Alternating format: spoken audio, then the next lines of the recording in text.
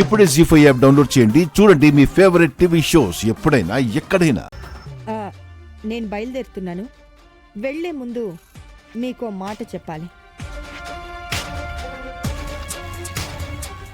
Night అంతా ఆలోచించాను. మీరు మా ఇంటికి వచ్చినప్పటి నుంచి ఇప్పటి వరకు ఏదో రకంగా మీకు నాకు గొడవ జరిగింది. మీతో అలా ప్రతిసారి గొడవ పడటం మంచిది కాదని నైట్ అనిపించింది. అలా ఎందుకు అనిపించిందో? అంతా నీ వల్లే సీత. అప్పట్లో మనం వేసుకున్న సరదా పందెం వల్ల విద్యాదేవి గారు నీకు డాన్స్ నేర్పించడానికి మన ఇంటికొచ్చారు. నీ టీచర్గా అందరం ఈవిడ్ని గౌరవించాం. కానీ నువ్వు ఈవిడే సుమతి అని హడావిడి చేశావు. అప్పట్నుంచే గొడవ మొదలైంది.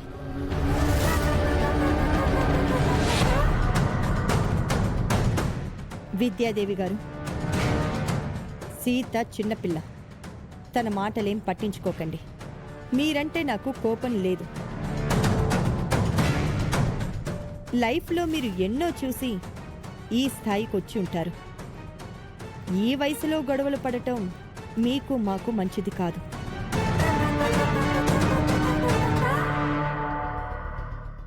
ఇప్పటి వరకు జరిగినవన్నీ మర్చిపోండి.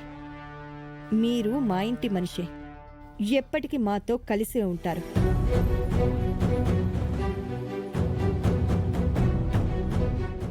మహా ఎందుకు సుమతక్కతో ఇంత మంచిగా మాట్లాడుతుంది? ఇప్పుడు నేను నీతో మంచిగా మాట్లాడుతోంది, రేపు నాకు యాక్సిడెంట్ అయ్యాక అందరూ నిన్ను అసహించుకోవడానికే సుమతి. నీ విషయంలో నేను మారాను అని అందరూ నా గురించి మంచిగా అనుకుంటారు.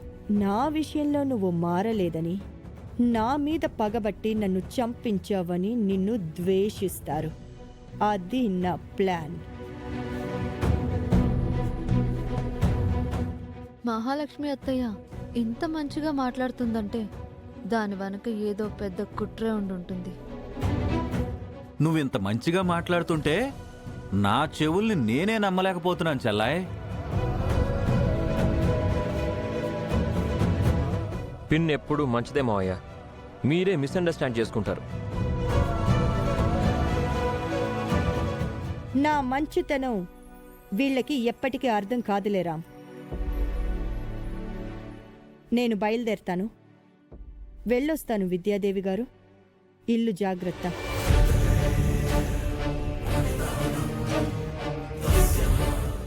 డ్రైవర్ని కూడా తీసుకెళ్ళట్లేదు. సేఫ్గా డ్రైవ్ చేయి మహా. డోంట్ వరీ జనా, డ్రైవింగ్లో నేను పర్ఫెక్ట్ అని నీకు తెలుసు కదా. బాయ్.